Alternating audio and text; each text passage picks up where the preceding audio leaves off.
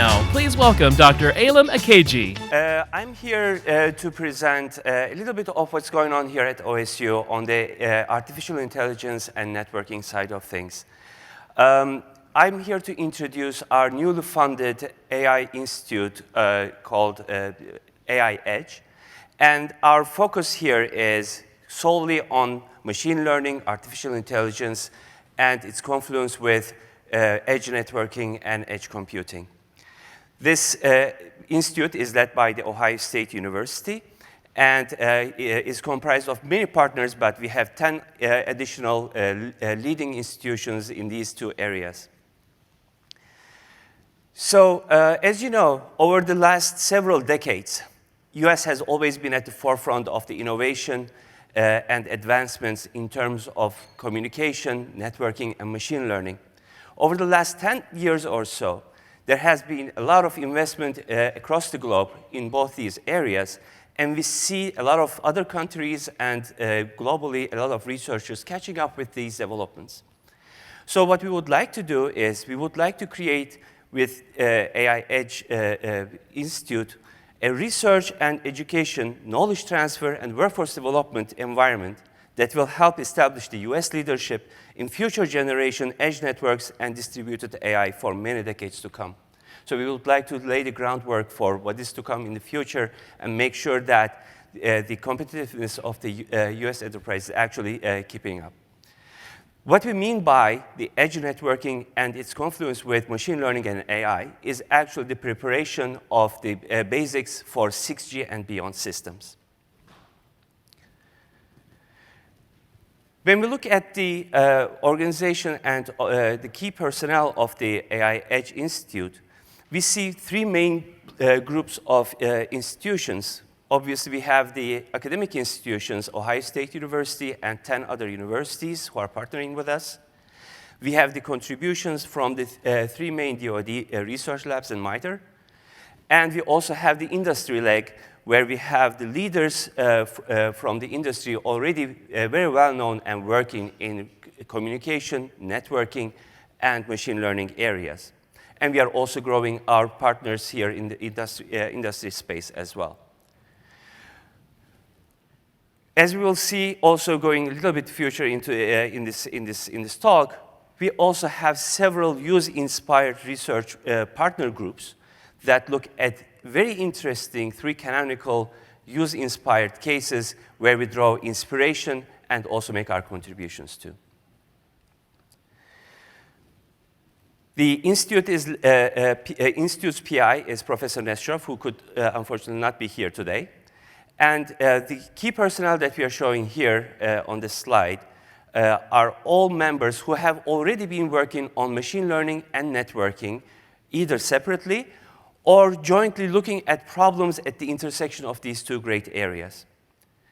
We have also had a long history of collaboration with among each other for in different opportunities as well.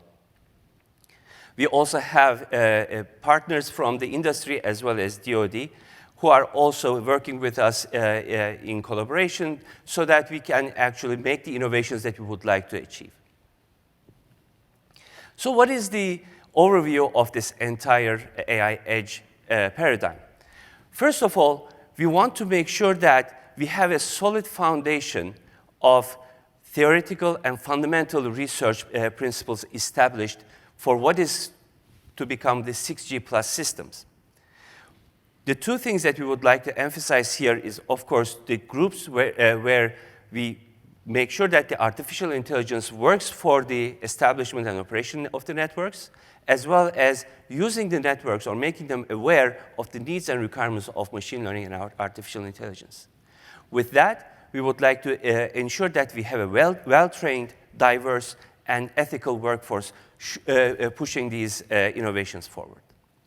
On this bedrock of foundation, we look at three different use cases that are inspired by what we envision this future to be. Here we are going to look at these three pillars: ubiquitous sensing and networking, machines, humans, and mobility, and programmable and virtualized 6G systems. These systems do not only give us an opportunity to test our solutions, but also inform us about the constraints and requirements of such systems so that the research, fundamental research, can also lead to the solutions that are relevant. Based on this, we envision that there will be future innovations and applications that some of which have already started flourishing. And the Institute, looking forward, will help build the key building blocks that will allow us for the transformation and innovation in these very promising areas. When we look at the scope, we see at the bottom what we call the edge network of the future. And this consists of many different components that are both wired and wireless. Mostly on the wireless side, when we look at the end users and end devices, such as sensing platforms, IoT platforms, mobile systems, vehicles, and handheld devices that we all use. But in addition to that, the interfaces such as the base stations and all the communication equipment that come with that, as well as in the background, all kinds of computing, as well as communication platforms. So you can imagine that this includes pretty much everything other than the very core of the internet. On the top side, we look at the distributed intelligence, which controls all the functions that, of the components that I have shown here on the bottom part of the slide. And the control information flows from this distributed intelligence substrate into the wireless networking substrate. And in the reverse, these networks and communication infrastructure also support the function of the AI substrate. And here, we emphasize the distributed nature of the intelligence system and machine learning structure. So, as I have mentioned earlier, the research plan is grouped in two main blocks. One of them is AI for networks. The other one is networks for AI. In AI for networks, we look at new distributed intelligence plane that will be developed to ensure that the networks are self-optimized, self-healing, secure, and resilient with little or no human intervention. This requires the development of new AI tools and techniques that take into account network constraints and dynamics, and it is built upon decades-long domain knowledge. On the networks for AI part, we develop intelligent and adaptive networks that will interconnect with different AI agents, making AI more efficient, interactive, and privacy-preserving. We strongly believe that the future of artificial intelligence is in distributed artificial intelligence. So, therefore, the underlying communication infrastructure and the interaction, the structure that will allow the interactions between different agents is crucial, and it cannot be ignored as something that will just serve that purpose. They have to be built and designed together. So, as I, again, earlier alluded to, we have three use cases that we have selected that can serve as the basis for our both innovation motivations as well as testing platforms. The first one is ubiquitous sensing and networking. Again, second one is the machine, humans, and mobility, and the third one is programmable and virtualized 6G plus networks. The key paradigm that we are trying to push here is we would like to make these innovations that are designed for the requirements and needs of the use cases, but we would like to also make sure that those solutions are tested and verified. And we would like to also make sure that from the get-go, we look into the future and see how the innovations can be translated into products and applications through our partners in the Institute. So how is AI Edge different than pretty much numerous different efforts that try to look at similar problems? First of all, we look at foundational AI problems. We strongly believe that a simple application of known AI results to the applications that we're looking at will just not cut it. We would like to make sure that we establish the fundamentals for distributed intelligence for the next generation networks and go forward with the advancements that will allow us to actually innovate beyond and establish the base rules for those. The second one is that we look at the co-design of AI systems and networking systems together. So here, we envision that most of the growth going forward will be in the domain of the edge network. This is just not only for the sheer number of items that will be included in the edge, such as the handheld devices or the sensing platforms or the IoT systems, but also the use cases for which they will be utilized. The distributed AI algorithms, therefore, need to be made aware of the network constraints and this huge range of possibilities that will come with the evolution of the edge systems. Finally, from the design perspective, from the time we started talking about the inception of AI Edge Institute, we heavily emphasized this virtuous cycle from theory to implementation to tech transfer.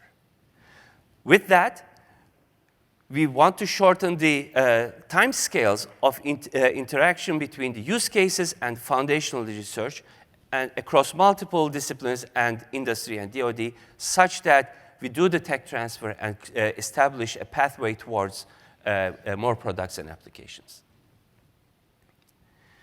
So all these use cases and different goals that we have are in fact too big to be tackled to tackle in a single one fell swoop. Therefore, we take a divide and conquer approach. By breaking up these big problems into smaller chunks to attack, we also have been able to identify commonalities and collaborations between different research groups, different disciplines, and different use cases, and transfer the knowledge from one domain to the other as well. So this coupling that we leverage also is not limited to individual great work, but we can actually create also the foundation for future steps that will follow what we are already doing in this institute. Just to recap some of the highlights of these research thrusts in two groups. For AI for networks, we are looking at re-engineering, first of all, the physics and the constraints of the networks. That is, using AI techniques, we want to structure the network and its behavior in such a way that the constraint set that we usually take for the network's existence is expanded and therefore the solution space made greater. With this expanded capacity, therefore, we also have to now leverage this this new emerging capacity, and we use AI-based network resource allocation techniques to capitalize on this expanded capacity overall.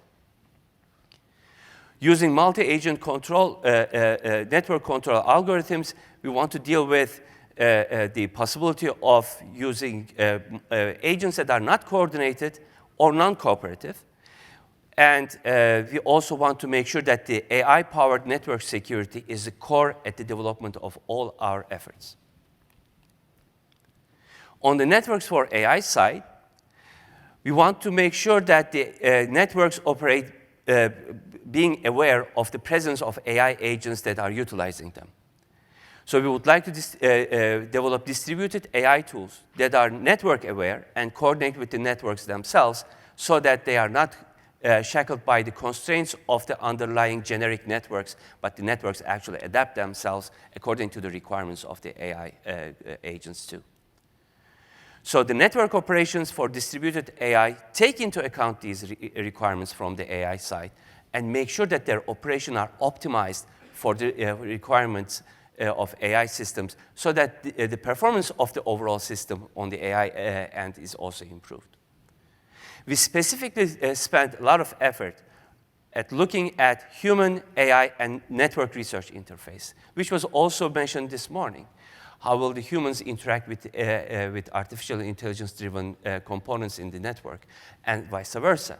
So this is a very important research area that is finding a lot of application cases throughout our efforts, especially as exemplified over our past year's efforts here as well.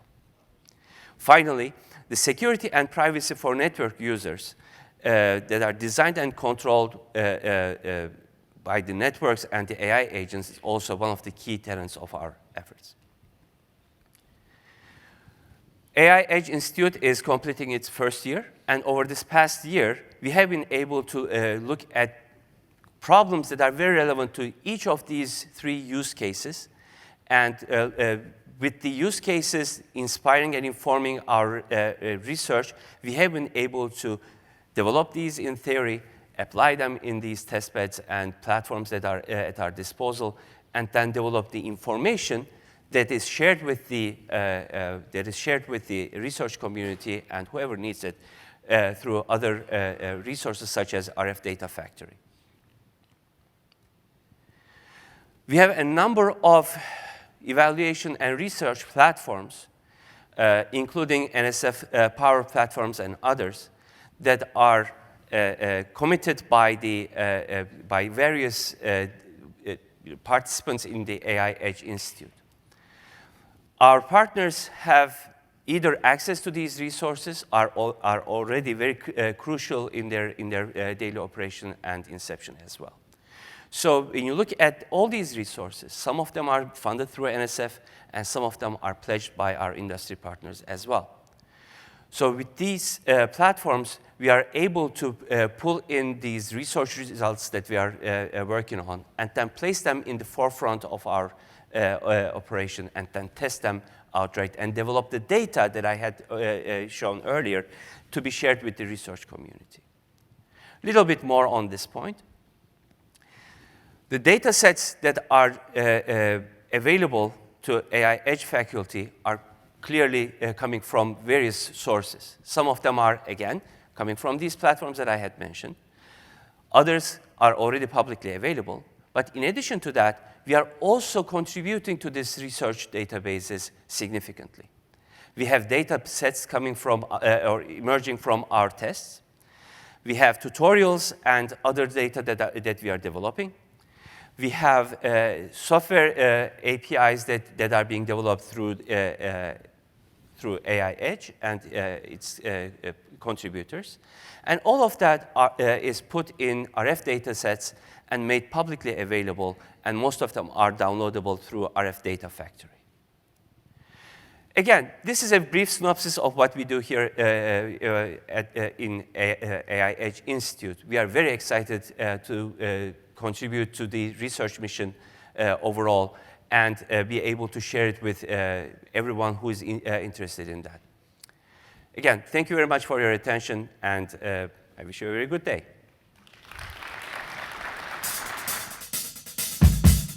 Please welcome to the stage Dr. Waleed Khalil.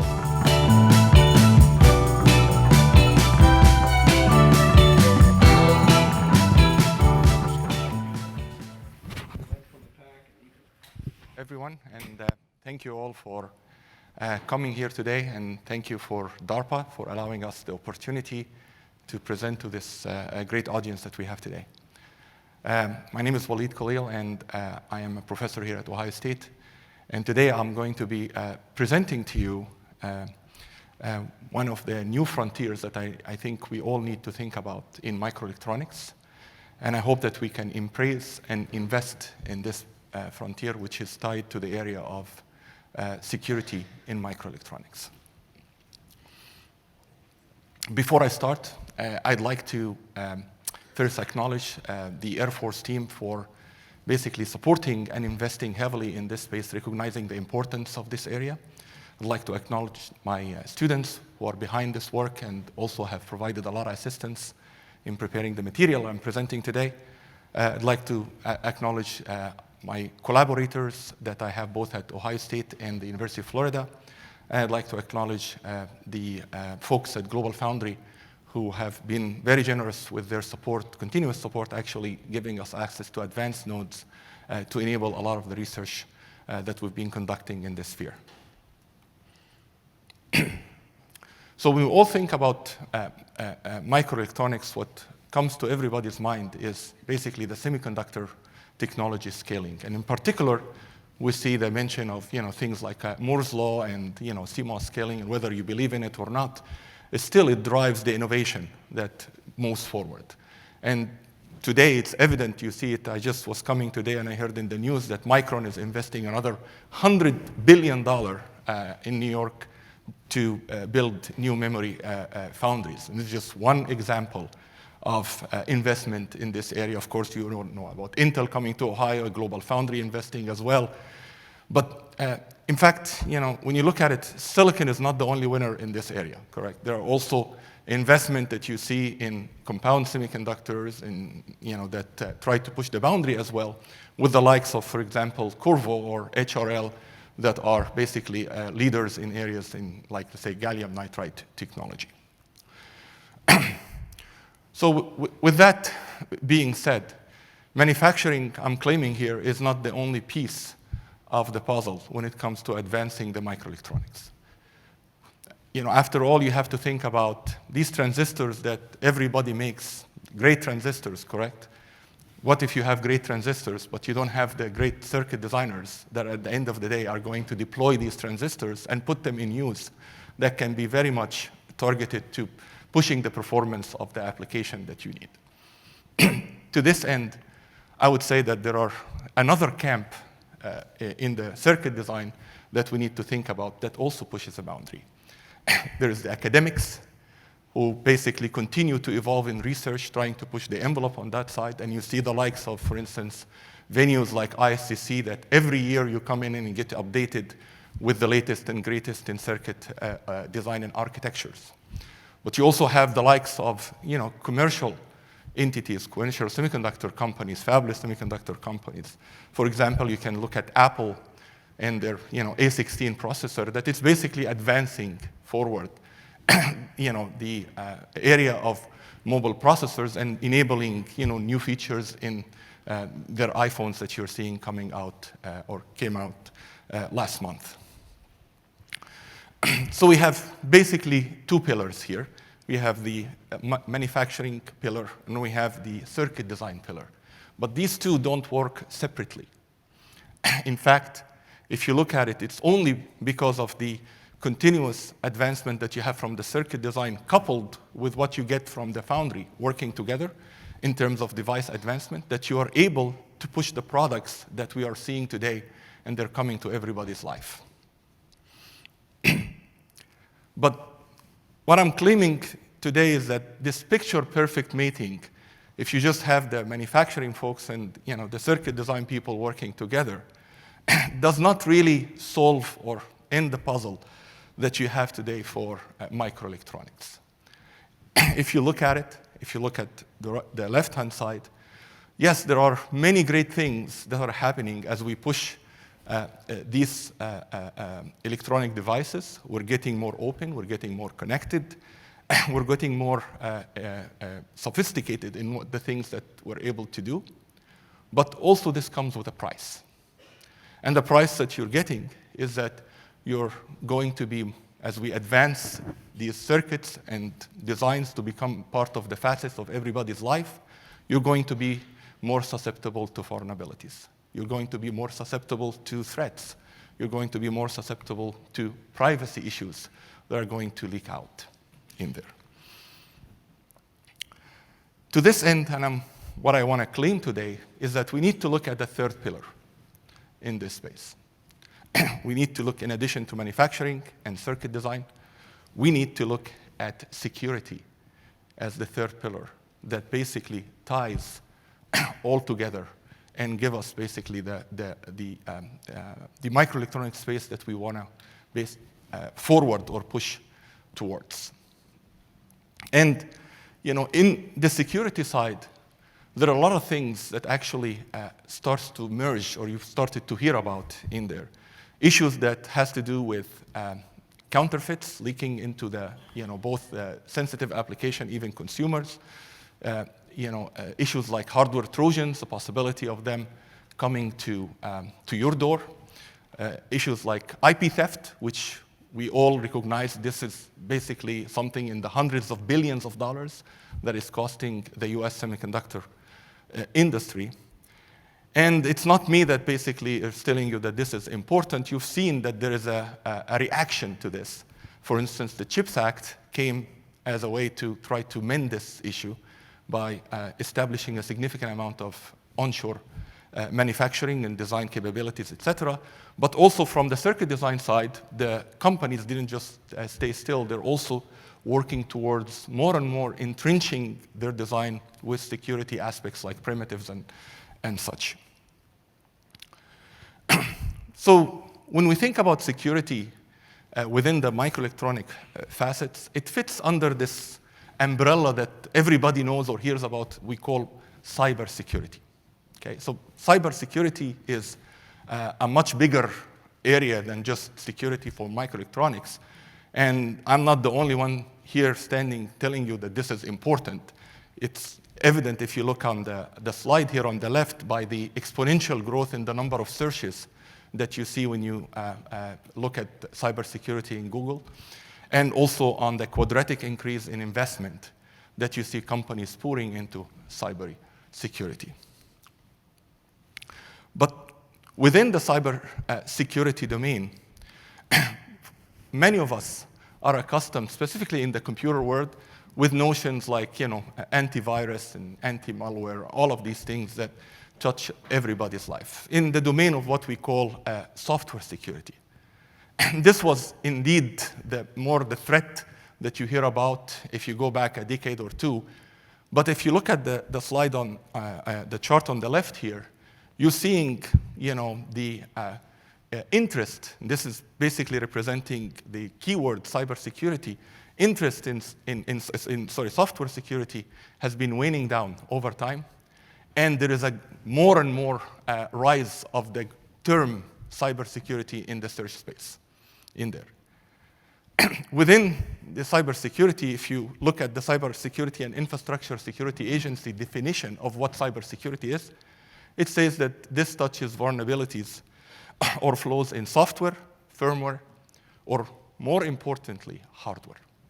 And I say more importantly hardware here because I want you to look at the quote that I listed here from Matthew Rosenquist, who basically says that the lower you can access the technology that you have in the stack, the more control you will have ever over that technology. To this end, if you think that you are having nightmares because of these viruses and malwares that you get every day in your computer, think about what will happen when you have a hardware Trojan touching everything that you do in life, and think about the implications that will happen to you because of that. So hardware security is a big name. What does it mean? Well, it encompasses many things. It encompasses design vulnerabilities that could be unintentional. If you all heard about the possibilities of attack on Intel hardware in the Spectre and Meltdown, all of these are unintentional vulnerabilities, but still, they are under the realm of hardware security. Counterfeits is a major concern. I'm sure none of you want to fly a plane today if I tell you that there are a counterfeit navigation system, or there is a chip in the navigation system that is coming from a counterfeit entity. You're going to all feel very uncomfortable about that. Trojans, you all heard about, the news about Big Hack, whether you believe it or not. There is the possibility with your data that you are sending today can be actually sent somewhere else that is not to the intended audience in there. You have to think about it. Overproduction, IP theft, these are real problems. And the last bullet is the more important one. Are the things that we don't know? What is being hidden? What are the things that are going to come in the future that we're not aware of? Okay, this has been a real problem.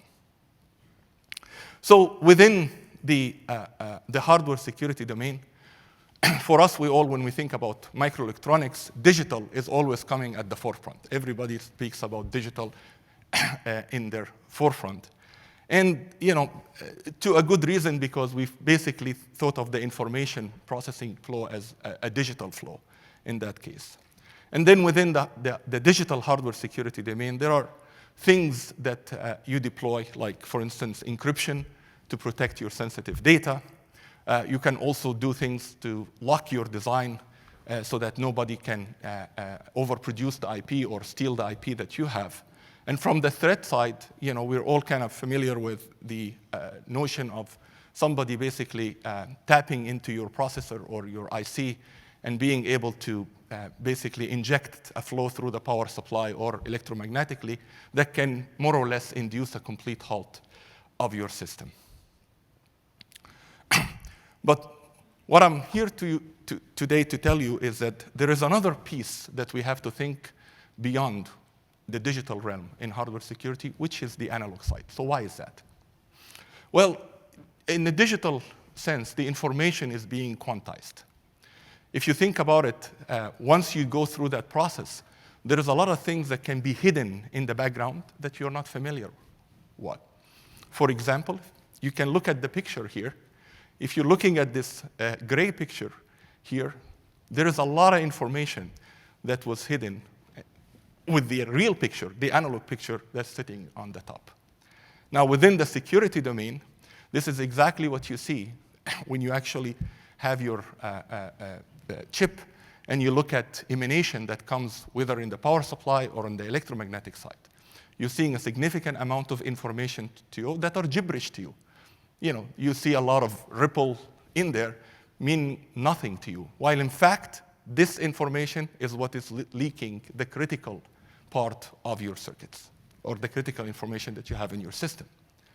And the third aspect is very important, is that while digital is very critical, and I'm not downplaying that, analog blocks in a given system today represent a sizable portion of what you have. And if you look at a transceiver on your cell phone today, the blocks that are highlighted in red are mainly analog in nature, and they are the blocks that interface with the external world. So we have to think about protecting these. Within the world of hardware security, digital, you can think about it, represent the top of the iceberg. Okay? It's very easy to see, very easy to process, and it's been the one that is exposed to the world. However, there is another critical aspect that I'm claiming here that we have to look at, which is looking underneath the surface, which is the analog security. Within the research domain, and I'm quoting here data from the most prevalent conference that we have in this space, you see that digital have consistently outnumbered analog in terms of research throughput by almost a 3-to-1 factor. So we've invested heavily in digital. Again, I'm not trying to downplay the digital here. I just want to highlight that there is another aspect that we need to look at. Well, recognizing kind of the importance of this area and this field, we are very fortunate that the Air Force actually have paid attention and decided to spend significant amount of investment into establishing a center that I am lucky to be a founding member and a co-director of, which is we call the CYAN Center. That's a Center of Excellence for Enabling Cyber Defense in analog and mixed signal domain. And beside the research clout and the number of people that are involved, this is a center between University of Florida and ourselves here at Ohio State, with vast diverse background, which is exactly the background that you need to bring when you conduct research in the analog security domain. And the goal is not just research, but there is another need that we have to all think about in this area, which is the workforce. Who are the people that are going to go to these companies that we would like to enrich? And where are they going to come from? Somebody has to produce these students at the end of the day.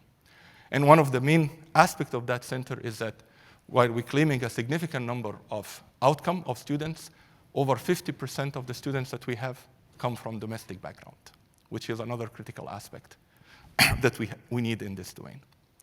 The center comes in with two different thrusts or scopes. The first one tackles the problem that I mentioned about. All of these analog and mixed signal devices that we have, somebody has to think about securing them, like the way we've spent many, many years looking at digital hardware security.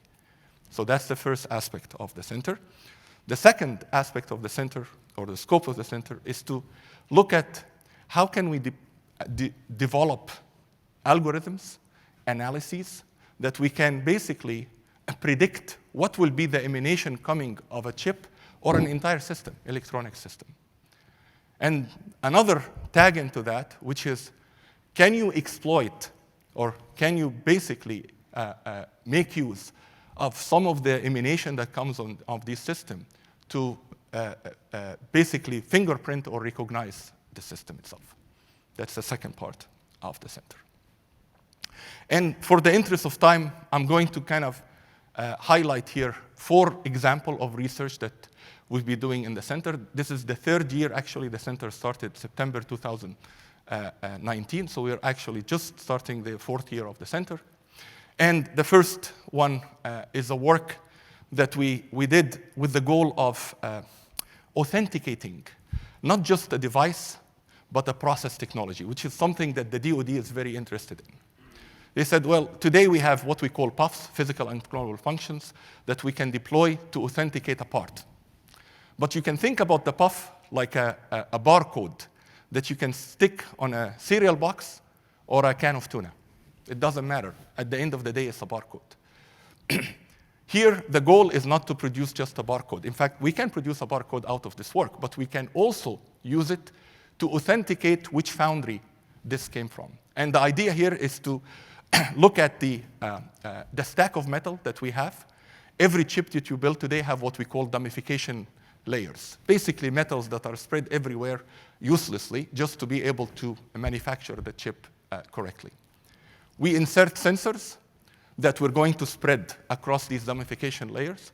And the hope are these sensors are small enough and don't consume a lot of area or resources, and we can automatically insert them that can more or less read the signature of the resistances and the capacitances of these metals. And every process has a distribution for these metals. If we're going to be able to insert this sensor everywhere, we can get a distribution of the metallization, and we match it to what we expect to see for a given technology. And there you can say, was this produced by this fab or produced by somebody else's fab? It also helps us in tamper detection, because the moment you're going to tamper into the chip, you're going to touch into these metals, and you're going to affect the parameters that we have in there. The second work that we are highlighting, I'd like to highlight here, is looking at this problem, as we said, that's very important, side channel leakage that you can get from your, yes, say, your power supply domain. Okay? This is a very important problem, by the way, and it hasn't been tackled. And the reason it hasn't been tackled in real life, meaning companies haven't really deployed it in real life in what exactly the research has done, is because a lot of researchers have attempted to mask the leakage by adding more random signal, more power, basically, into the supply. So you have leakage, you add a little bit more random to that, and then the hope when you sum together that you hide the sensitive information. Unfortunately, companies don't like that, because what you just did is you degraded your efficiency of your power converter significantly, where they spent enormous amount of time to try to improve that efficiency. So they are not going to take that solution. Here, our objective is to basically build what we call a spur-free power converter that is still maintains the high efficiency target of what we require in the system. And you can see here the initial result from the simulation between what a spur-free converter is versus one that is just, you don't deploy the circuit that we have on the bottom right in here. The third example is basically looking at counterfeit. This is a major problem. You can see the figure on the bottom left in here. There is an exponential increase on the counterfeit deployment that we see coming here to our lives. This is what the data shows. There's a lot of hidden stuff that, of course, not shown in here, but this is what we know of today. And this is not an easy problem to solve. However, again, we're making use of the diverse research that we have in the center here. We took the EM component, and we took the machine learning component. And we built this basically a very customized cavity resonator that you can take your IC and insert into the cavity resonator. And by measuring basically the resonance frequencies across the spectrum, you are able to identify certain peaks that will give you a distinction of whether this is a counterfeit IC or an authentic IC. And we did that, by the way, looking at many, many different solutions of counterfeits, different type of counterfeits like misprints or bond wires that are shifted and all of that stuff, and we're able to distinguish the signature of one relative to the other.